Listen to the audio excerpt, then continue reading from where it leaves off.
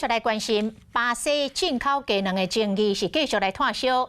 这最后一批巴西卵5月底装存，有效期限9月24到27之间。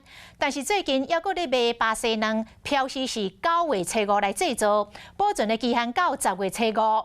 这个鸡卵厂商台农卵品承认咯，讲标示错误，将会全面落价回收。食药署嘛要求业者限期回收改正，来听详细的说明。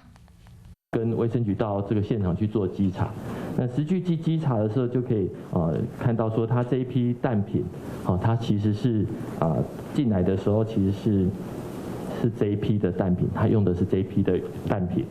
这一批蛋品，它当时的产品的标示就是有效日期是到9月24，所以它取得这个蛋品之后，就是经过一个洗选的程序，然后洗选完以后就是包装，每10颗1盒的方式包装。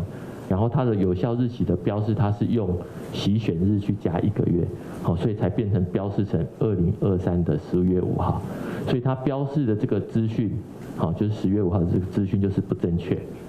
食药署讲，昨已经来通知到台农卵品唯一的通路专联超市，专门来回收。这批鸡卵总共有2000盒2万粒，大约会当回收600盒到900盒。Hello， 我是林仙怡。想要抢先掌握最及时的新闻资讯吗？赶快订阅、按赞、开启小铃铛，锁定华视新闻 YouTube 频道。